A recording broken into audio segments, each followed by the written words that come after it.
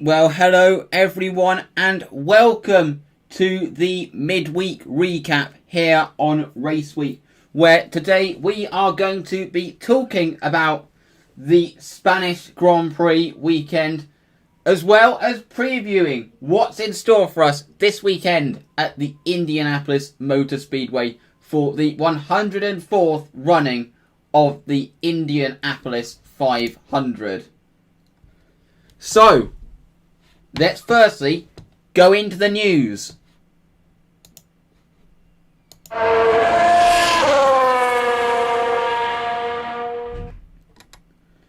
So, the first major news of the most major news of the week is the Concord Agreement. All 10 current teams have signed up to the Concord Agreement and are now committed to Formula 1 until 2025. And I think this is really good that eventually that they did come to a settlement with the teams in the end,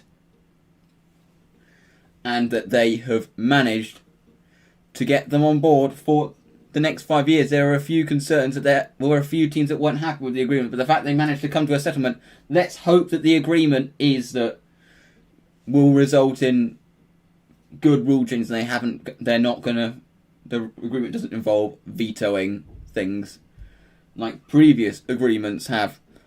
But the Concord Agreement has been completed and all teams are committed until 2025.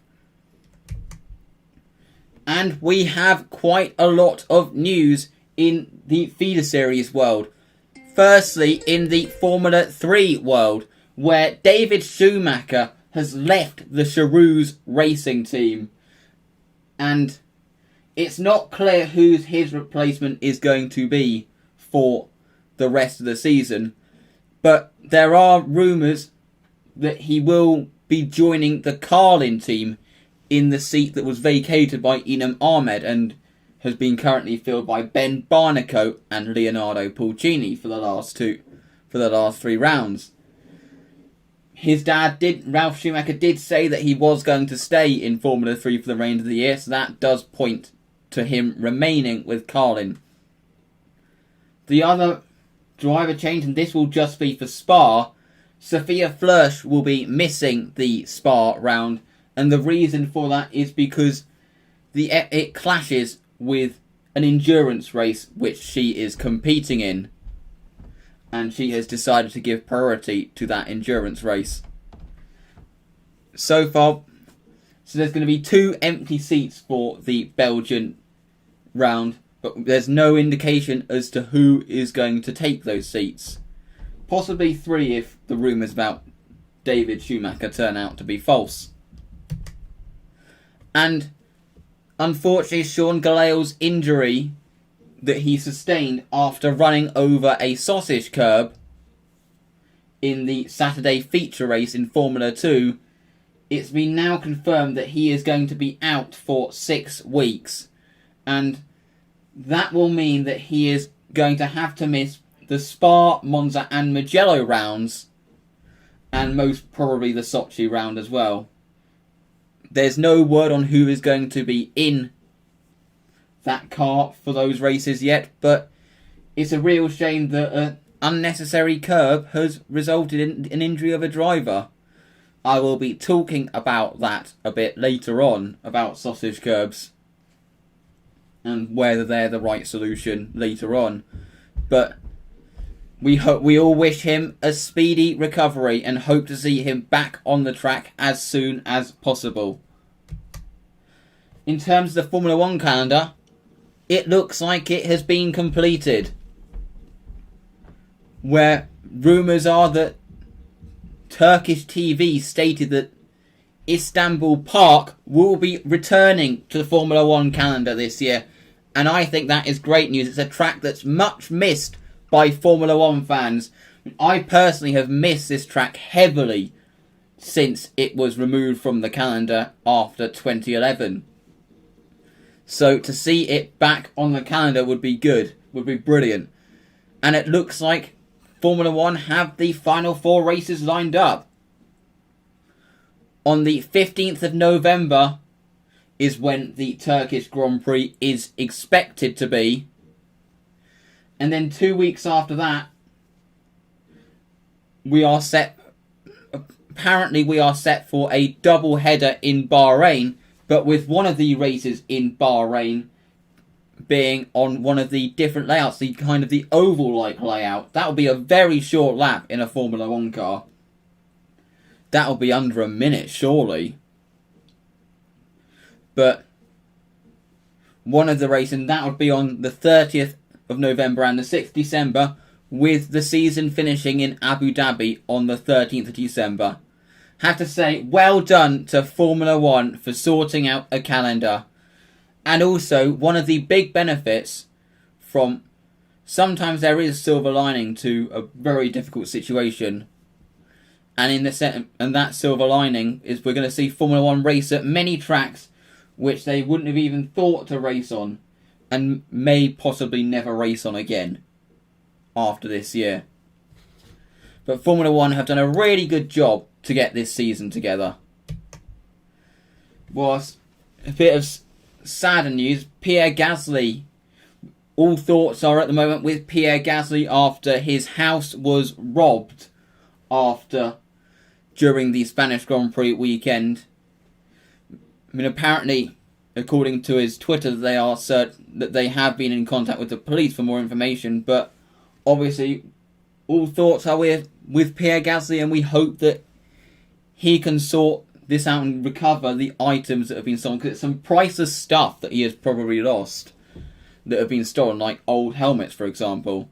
And hopefully, whoever did this will be punished accordingly. And of course, we have to mention the lucky escape that Valentino Rossi and Maverick Vinales had at the weekend in this weekend's MotoGP race in Austria. I mean, I've always felt that the Red Bull Ring is a bit dangerous for bikes, but how close it came to disaster. Not going to speculate what would have happened had Rossi and Vinales been hit, but it can be said it was a very scary accident, and it shows the insane risks that bike riders take. Bike racing is so dangerous. People always talk about how car racing is dangerous, but motorbike racing is so much more dangerous than that, considering that the riders are completely exposed. So you have to really respect what MotoGP riders, all motorcycle racers do. That is the news, and now let's talk about some of the analysis from events and other things that have happened over the past. Now I'm going to be doing this a bit differently this time, because I'm not just going to be analysing on-track overtakes and things like that. I'll also be talking through certain things. So let's go into it.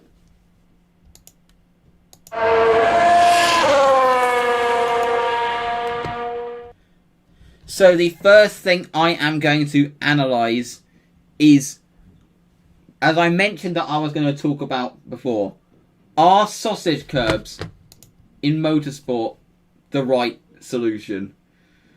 Because we have seen it time and time again where the sausage curbs are essentially there to create more challenge for a driver and also prevent cutting.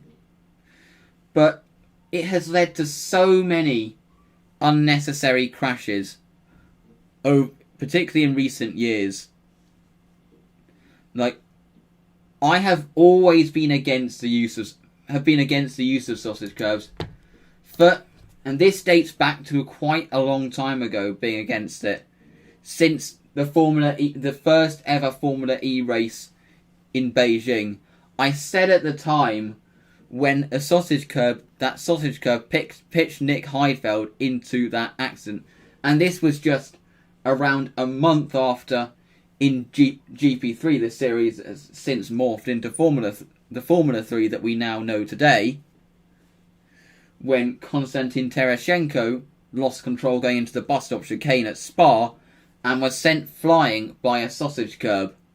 And then, of course, we had the Nick Heidfeld incident in Formula E, which was really scary because it did send him cockpit first into the barrier, which thankfully he emerged unscathed from. But there have been many incidents involving sausage curbs since. The most notable ones being the times when both Sophia Flörsch and Alex Peroni were sent flying by a sausage curb in actually very similar fashion. So obviously, Sophia Flörsch's case, this happened at the Macau Grand Prix in 2018, where she lost control after losing her left wheels, I believe. She hit the car of Jehan Daruvala, lost her left side wheels, and then that rendered her a passenger, and she launched off the sausage curb into that photographer's bunk. I mean, that incident still, I can't believe that no one was seriously hurt in that. Not just Sophia Flörsch, but also like the marshals that were there as well. And then, of course, you had Alex Peroni, when he just drove over a sausage curb, and then it sent him flying at Parabolica into the fence. Again, the marshals there had a very lucky escape. Both those drivers had suffered back injuries and were out for a while. And then we have the incident this weekend. Sean Galea. We didn't see it, but for it to be able to cause this sort of injury, and apparently he did go airborne, it must have been quite the trip over the sausage curbs. He must have gone quite high. And that curb, we don't know if it was the inside curb or the exit curb, but many were sent over the exit curb and got away with it, so we have to assume it was probably the inside curb that he maybe got forced over, because there was so much action going into the chicane. But is there a better solution? Because yes, motorsport is a dangerous sport, and there's no way we can hide from that. But there is a fine line between an incident where no matter what safety device you put in, there's not really much you can do to prevent the driver being injured, as we saw at Spa last year in the tragic circumstances when we lost Anton Hubert, or an incident due to there being an unnecessary risk. There's a fine line, such as Alex Peroni's incident in Monza due to a poorly installed curb, and of course all the other incidents involving sausage curbs that I've mentioned. I personally think there's a fine line between those, and I think incidents involving sausage curbs are incidents involving unnecessary risks that should be dealt with. And something does need to be done about it. There needs to be another way to deter drivers from cutting or extending. So now talk about one subject regarding Catalonia. I'm going to keep that picture up, because the next subject I'm going to talk about is why does Barcelona struggle to produce good racing a lot? Because many people judged last weekend's Spanish Grand Prix as quite a boring race. I mean, I personally thought there were some bits of action, but overtaking is very tricky around this circuit. And I'm going to state the reasons why I think that overtaking is very tricky around here. And I think there are ways that it can be fixed with a few slight redesigns. I'm not denying Catalonia is a good venue for a race, and a good testing venue as well. I mean, I know that, having been there trackside this year at testing, and knowing that it does attract good levels of fans. I believe that its contract has been extended till next year, because people who booked a ticket for this year are getting them rolled over. And also with Alonso returning, I don't think they're going to be getting rid of this race anytime soon. But I personally think the issue is firstly the part of the track that you're seeing on the screen right now, which is the final chicane. The reason that this makes overtaking very tricky is because the dirty air seems, with these very sensitive cars, the dirty air seems to have much more of an effect in slower corners, such as the final chicane in Barcelona, which I'm having using as an example, than the fast section of, for example, Magnus and Beckett's, where, as we've seen, drivers can easily stay close enough to make an overtake. And that's because in the fast corners, even though they're losing a lot of downforce, it's a fast corner, so you don't lose as much pace. Whereas in this, even without downforce, the downforce loss, it separates the cars. You lose so much turbulent air, and it just simply separates the car, so much air over the car, and it simply, you can't grip, the drivers are relying on the mechanical grip to get round the chicane. And without the downforce, the drivers just lose out behind by the time of the straight. So that it's this chicane is the first reason. And the second reason, and then you may think, there's a DRS zone afterwards. Why can't they overtake? It's a very long straight, so why can't they overtake into turn 1? The reason is this, and this is a picture from the Formula 2 race. It's not a heavy braking zone. It's actually a very fast corner where you kind of have to hang on.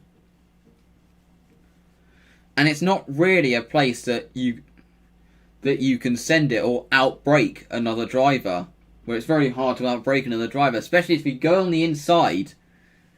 You're put onto a really shallow line going into the first corner. It's not really the ideal line. So I personally think that's the reason why the final chicane separates the cars and the first corner is not tight enough to have too much overtaking.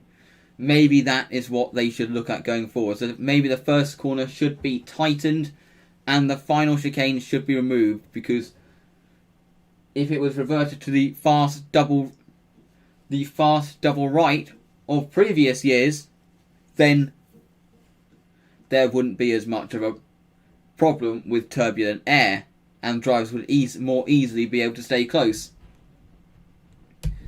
The next subject I am going to talk about is Alex Albon. Since the weekend, there's been a lot of criticism for him. But there have been a lot of people coming to his defence. Now, I've got an article on this which has been in the works, coming up soon. It'll probably be coming up in the next couple of days. But you have to put into perspective this. I honestly think being thrown into a team where you're alongside a driver that's a superstar driver that's in his prime, such as Max Verstappen, and has the full backing of the team, and then has the full backing of the team on his side, and the car completely tailored towards him, and to expect someone in the infant stages of their career to instantly be on his pace or close to his pace is quite an ask for a young driver. And that's why I think that they've had a big problem, that just relying on their young drivers when they're not in there to be a second driver. They want to be given the priority. It must be so demoralising being alongside someone that has the full backing. And I personally believe that it's quite an ask for a young driver. Whereas for an experienced driver, they'd probably be able to put up with that a bit more and be able to adapt. But Max Verstappen has a very unique driving style, and not everyone can adapt. We've seen both Alex Albon and Pierre Gasly, they are fast drivers. And I think Alex Albon's struggles this year has actually really put into perspective that last year's issue for Gasly wasn't simply a Gasly problem, and that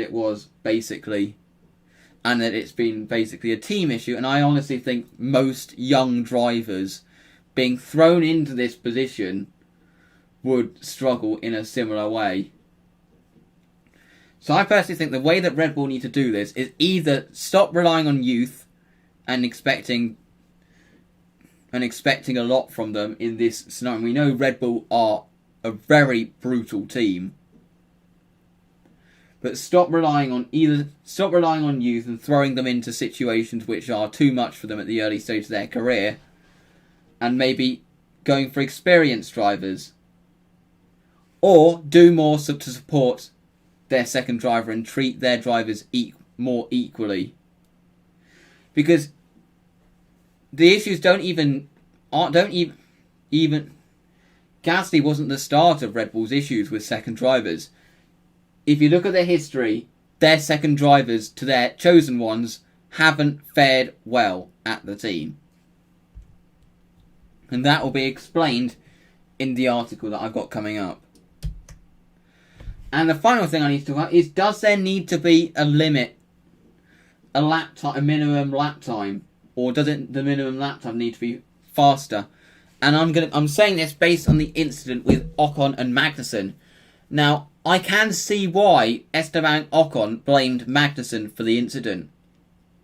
Because at this point, he's just let Magnussen through because he thought he was on a flying lap.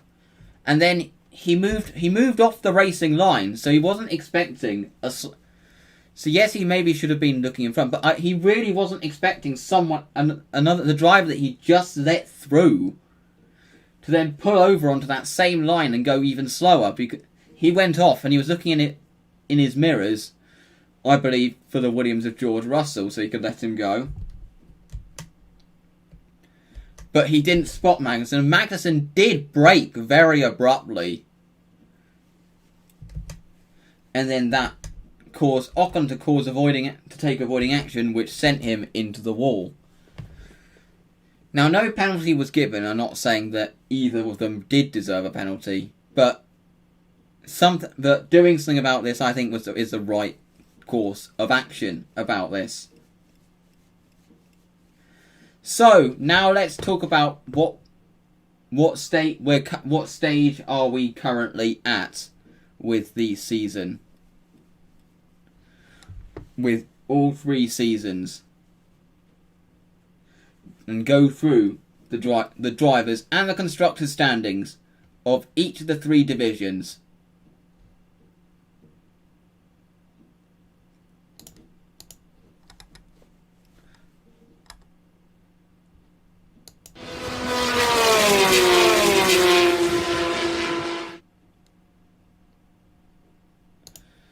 So, looking at the Formula 3 driver standings going into this race, going into Belgium next week, and Logan Sargent now has a 1-point lead over Oscar Piastri in second. Liam Lawson is in third on 99 points, ahead of David Beckman in fourth on 94.5. Then you have Teo Pourchaire on 80, Frederick Vesti on 70.5. He's had a tough time. I think it's going to be very hard for him to mount a title challenge. Jake Hughes in 7th, then you have Alex Peroni, Richard Verschoor and Clement Novalak. We only have 3 rounds to go in the Formula 3 season, as the season will be finishing in Mugello. And to be honest, I think it's now starting to look like it's between Sargent and Piastri for the title. Liam Lawson is quite a way back, and it is going to take probably quite a lot of bad luck for the likes of Sargent and Piastri for anyone else to be able to mount a challenge. But the battle for third is going to be interesting between the likes of Lawson, Beckman and Pourchaire. Maybe Vesti as well. And looking at the constructor standings, Prima have a massive lead. I'm pretty sure that they are very close to securing the constructors' standings from Trident. I believe that they must have a really good chance of doing so in Spa. Then you have ART on 125. Then you have Hitech, MP, HWA, Campos, Carlin, Genza, who got off the mark at the weekend, and then Charouz with the 1 point rounding out the top 10.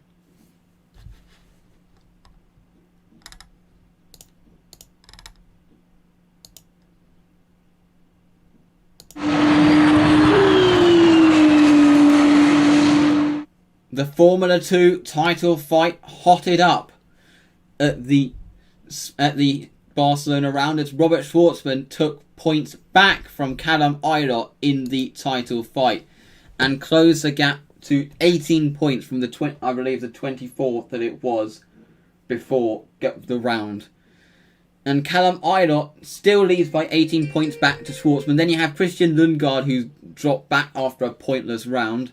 Then you have Yuki Tsunoda, who's really proving himself to maybe actually possibly get into this title fight if the likes of Eilert and Schwartzman suffer. Mick Schumacher is in 5th after a podium in the second race. Then you have Guan Yu Zhu, Nikita Mazepin, Felipe Drugovich, Louis Delatrese, and Dan Ticktum rounds out the top 10. This is looking like a very interesting fight.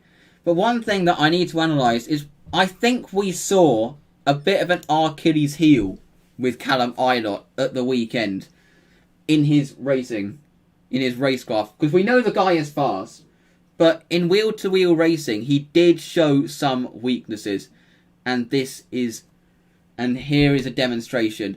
So, here we go. He wasn't able to get past Yuki Tsunoda, but this is the biggest example of what he needed, of a few issues with his racecraft, and the way he dropped down the order was partially down to a few mistakes. So here he is under pressure from Nobuharu Matsushita. As you can see, he has to go defensive from Matsushita to prevent him sending it up the inside. But you have to remember, this is a very hard corner to send it down the inside at, but he was very close and defending down the inside.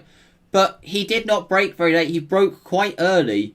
He should really have braked a bit later, going in deeper into the corner. Yes, he may have run a bit wider, but that could have edged Matsushita wide. And then what he did, he broke, which it just simply enabled Matsushita to drive around the outside. But Eilert then did manage to stand his ground. But this was the second mistake he made, which I think contributed to him dropping down the order. He attempted to tough it around the outside of turn 5. Now that's fine. We saw many other drivers do that successfully at the weekend, but I think it's what happened going into turn 7. You have to remember turn 6 is a corner beforehand that you kind of ignore. Attempting to stick it around the outside. Around this chicane is always going to put you at risk of being edged out wide and under threat from the car behind. But that is what he did. He should really have conceded the corner to Matsushita, because then had he done that, he could have potentially defended a podium position. But he conceded the position to Matsushita because he tried to tough it around the outside, and then he got edged, put him into a position to get himself edged wide, and then that allowed the likes of Mazepin and Schwartzman to get through. Really good move from Schwartzman to manage to opportunistic move to get past the two of them. And this was the other issue. And there seemed to be a trend that he was a bit scared to take too much of a risk, and in not taking those risks, he went backwards. As you can see, he tried to switch back on Yuki Tsunoda, but he didn't do it the right way, and then that enabled everyone to get more momentum and around the outside, and he was simply boxed in at this point. He was stuck behind Tsunoda, almost got passed by Mick Schumacher, but I believe Callum Eilert did show signs of learning from that in race 2. I think he probably would have watched that and will be thinking, I wish I'd done this. I wish I'd been a bit more aggressive. But I mean, it could be said he was probably playing championship mode, but I think he was playing it a bit too cautious. But now talking about the constructor standings, it looks like it's a battle between UNI, Virtuosi and Prima for the top spot.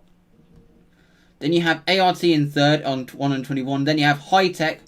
Then you have MP Motorsport, who had a great weekend with the 2 race wins from Matsushita and Felipe Drugovich. They have Carlin in 6th on 100 points. Then you have Charouz, Dams, Campos, H2A Race Lab, and Trident rounding out the 11.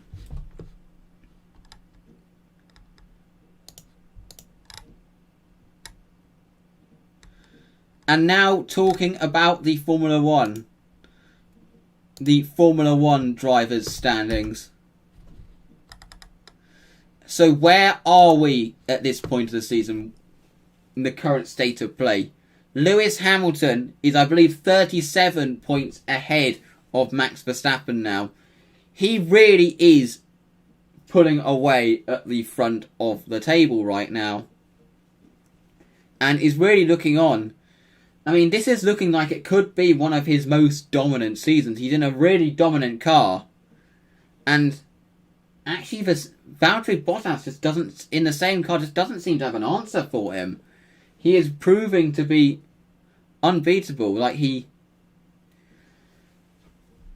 think Spain just showed his advantage, because the car wasn't that much faster than the Red Bull in the race, but as proven by the fact that Verstappen was able to beat Valtteri Bottas, although part of that was due to the tyre strategy.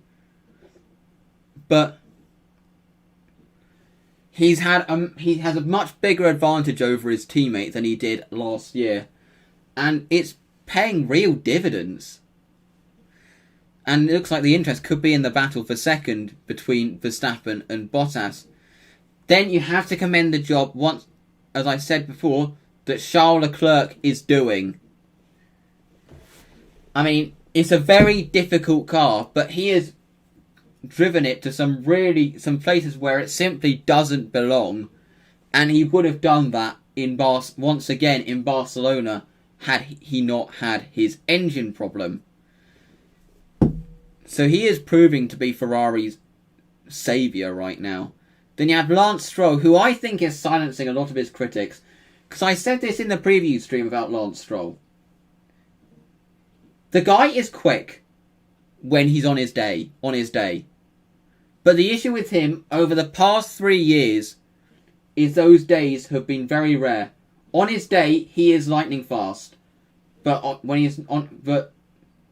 his day has been quite rare over the past 3 years, and as he has ended up, when he's not on his day, he struggles to make it out of Q1. But now he is proving to be consistently fast. He has been very close to the pace of Perez, and obviously he's ahead of him in the standings as a result of Perez missing a couple of races. Then you have Alex Albon in 6th. Obviously, I talked about his struggles earlier. Then you have Lando Norris. McLaren seem to have dropped back since Austria. Obviously, they'll be doing a lot of head scratching to find out if they can fix the issue for Spa. Then you had Sergio Perez in 8th on his return race. He would have had a 4th place had it not been for his 5-second time penalty. Then you have Carlos Sainz. I've mentioned McLaren falling back. Then Daniel Ricciardo, a disappointing weekend for Renault as a whole. I'm sure that they expected. They didn't really have the pace, did they? And they didn't score any points. Then you have Sebastian Vettel, who probably had his best race of the season by doing quite a risky strategy to finish in 7th place. He's now in 11th. Then you have Esteban Ocon. The two Renaults not separated by that much. Ricciardo has generally had the edge so far this year, but Ocon's not been that far off. You have to remember he's had a year out of racing. Then you have Pierre Gasly, who's proving to be one of the stars of the season at the moment. Then obviously you have Nico Hulkenberg, who scored 6 points in the only race that he was able to start. Then you have Giovinazzi on 2 points, Kvyat on 2 points. Kvyat's been quite a way off Gasly so far this year. Then you have Magnussen with the 1 point. Then you have Raikkonen, who's had a real struggle so far this year. Then you have Latifi and Russell. Russell has shown flashes of speed and is showing that he does have what it takes, despite being in a very poor car. Then you have Romain Grosjean. There's been a lot of speculation about Grosjean that surely if he has another... I said for the year that if he has one more bad season, it could be one bad season too many for him. And he's not really proven to have had a good season so far, thus far. So looking at the constructor standings, you have Mercedes leading the way by quite a distance back to Red Bull. I believe both have upgrades coming for Spa. Then you have Racing Point then ahead of, who's now back into 3rd, despite the points loss as a result of the hearing. Then you have McLaren in 4th. They have some, obviously as I mentioned, they have some work to do to prevent themselves falling back. Then you have Ferrari, on 61 points, 2 points off there. Then you have Renault on 36 points, who appear to be who have actually shown themselves to be able to fight with the likes of the Ferrari, McLaren and the Racing Point. Then you have Alpha Tauri, who I've said many times are kind of in no man's land. But at times they've actually proven to have the advantage over the Ferrari. Then you have the Alfa Romeo and Haas, who have had a tough start to the year. Then you have Williams as the only team yet to score. So that is the talk about last week. And now it's time to talk about this weekend's main motorsport event which to be covering. And that is going to be, before we go into, obviously we have moments of the week coming up. But now we have to talk about the Indianapolis 500. And I will be doing a grid. I'll be working my way up the grid and previewing the race. To preview the race.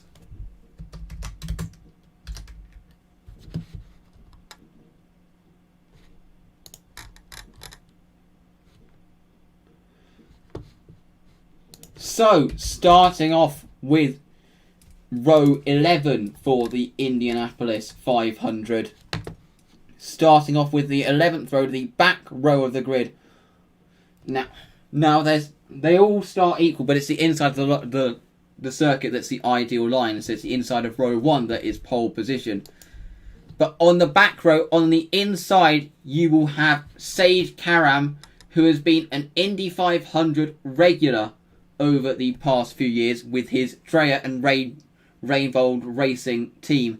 He has shown pace over the part in many occasions over the past, and I've been kind of hoping that he gets a full-time IndyCar drive. Then you have J.R. Hildebrand, who is Karam's teammate in the Dreyer and Reinbold car.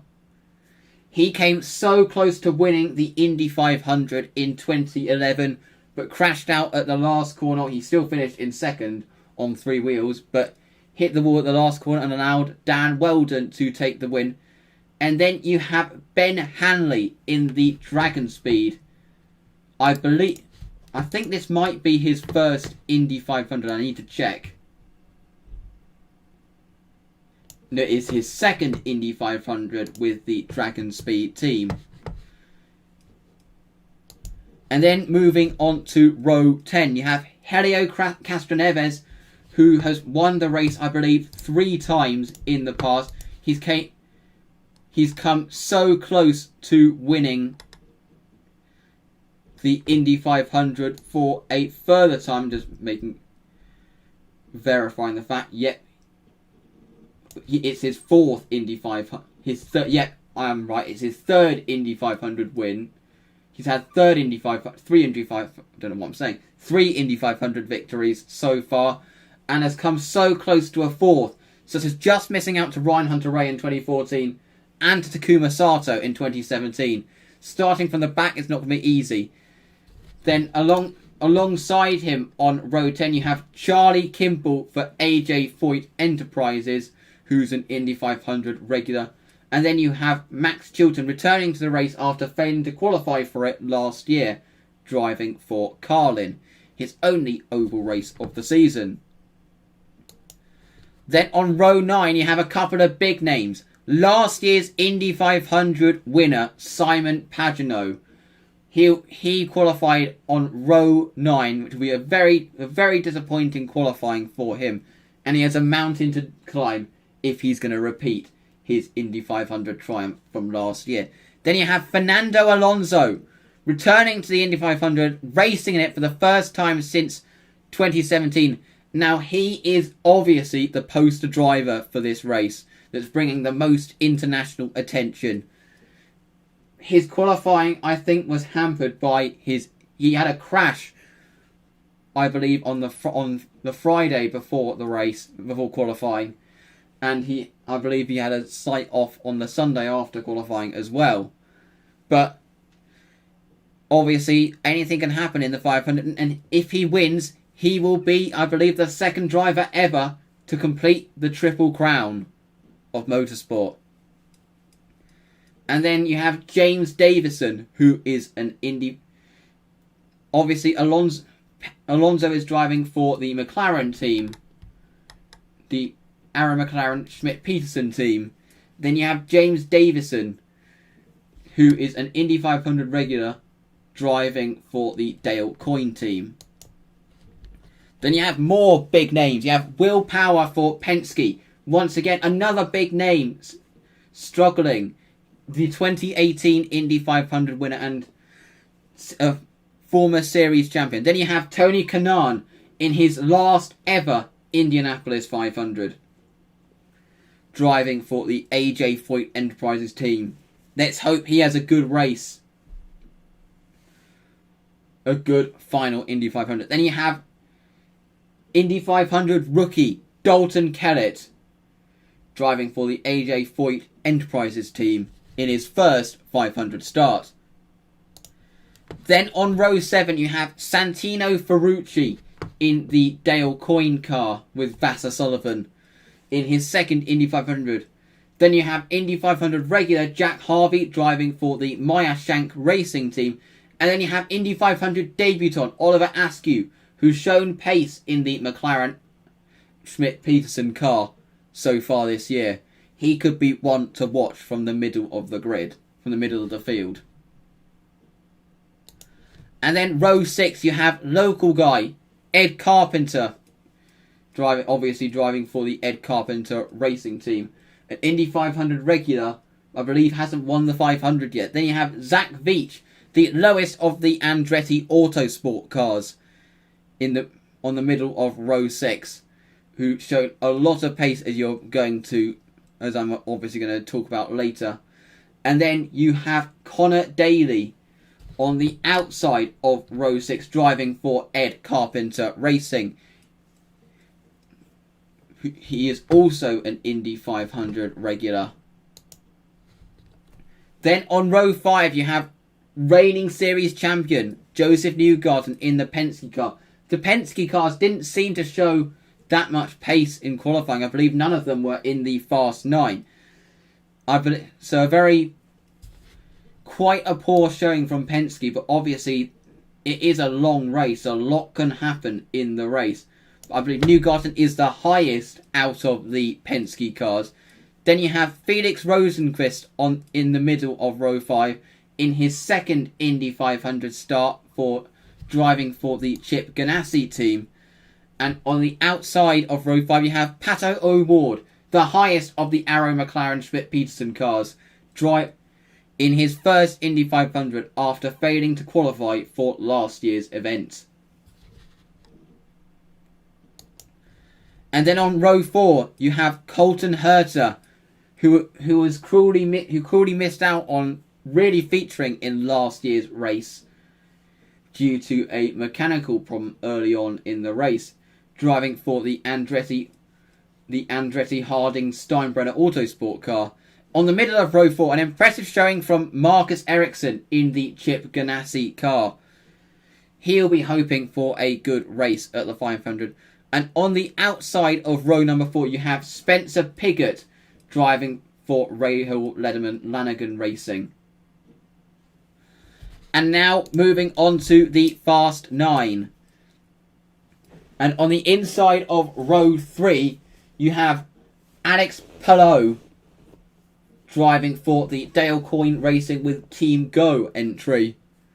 In his first Indy 500 start to qualify in P7, I believe he is he's not the highest rookie. Are we talking about the highest rookie will be talked about later? I believe he's on the next row. Then in the middle of row 3 you have Graham Rahal, a very experienced driver. And then you have Alexander Rossi on the outside of row 3 in the Andretti Autosport car, the winner of the 100th running of the race in 2016. And then on row 2 you have Rinus VeeKay, I believe the highest of the rookies, the Indy 500 rookies, driving for Ed Carpenter Racing. And then in the middle of row 2 you have the 2014 winner Ryan Hunter-Reay. And on the outside of row 2, you have a driver that has a real love-hate relationship with this place, which has really given him the goods and the bads this place has. And that is James Hinchcliffe, who's doing a part-time drive this season, driving for the Andretti Autosport team. And now moving on to row 1.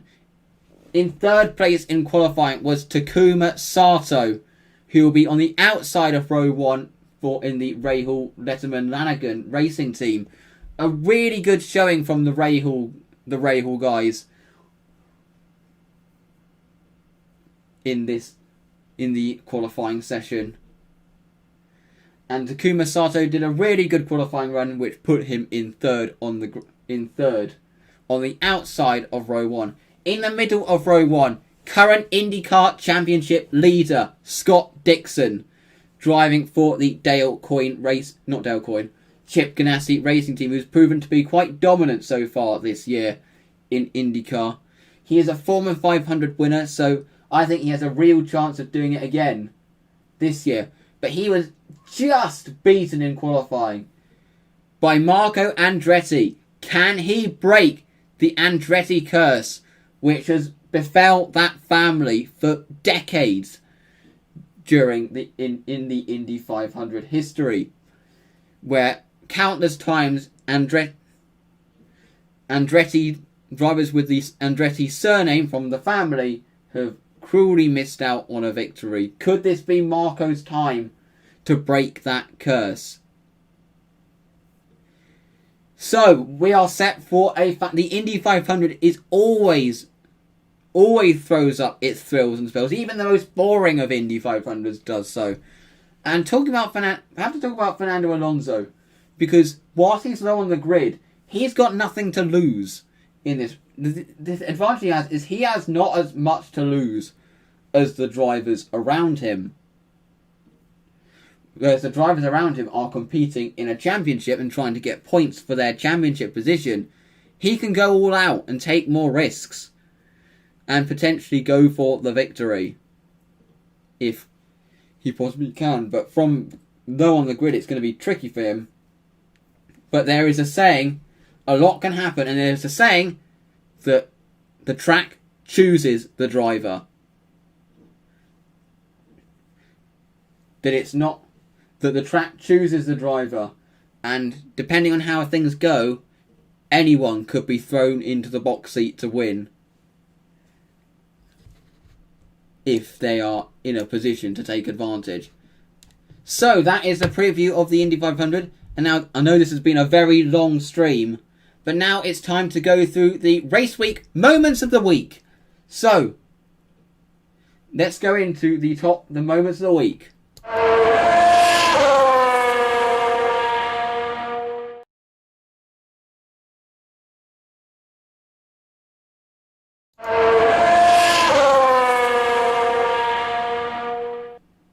Starting off in 5th place, one of the most dramatic moments of the weekend, a miscommunication between Ocon and Magnussen has obviously made this list for the wrong reasons, but due to, obviously it was one of the most notable incidents that happened during the Spanish Grand Prix in a relatively uneventful race. So it makes it into 5th.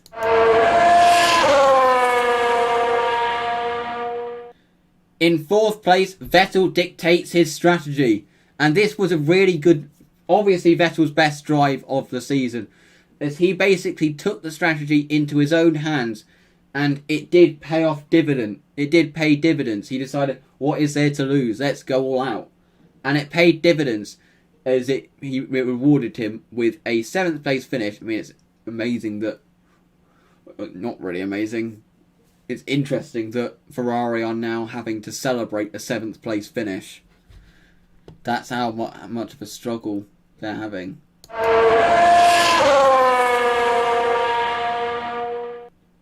In 3rd place, we have Red Bull's lightning stops once again, proving to be faultless in the pit stops. Verstappen's first pit stop was 1.9 seconds, And they are easily the best pit crew on the grid at the Red Bull. And the fact that you're able to do sub 1 second stop, you're able to get in, change tyres, get out in less than 1 second, is a testament to the skill of the teams these days.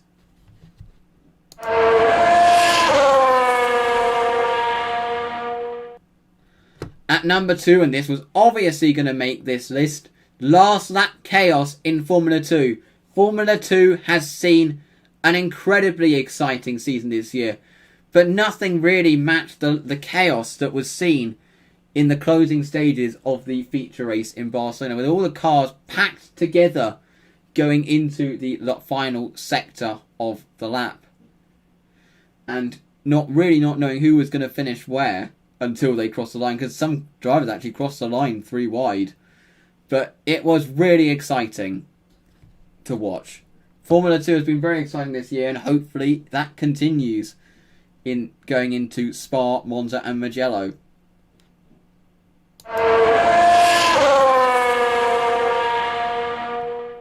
And at number 1, we have Hamilton in a daze. And this title has been taken from his quote, where he stated that he was in a daze whilst he was out front, and it felt really good he said it felt really good that he was in control of everything. He was just loving every moment of it, and he was in such a daze that he didn't even know he'd finished the race when he crossed the line. That he was enjoying it so much. It was one of his most dominant drives, and he is proving himself to, as he has done over the last few years, to be a true Formula 1 great. And that is it from here on Race Week for the midweek show. We will see you on Sunday after the possibly Monday, if the race goes on late, but that will depend on what happens. But we'll see you on either Sunday evening or Monday morning for a review of the Indianapolis 500 on what is set to be an interesting 104th running of the Indianapolis 500. Goodbye.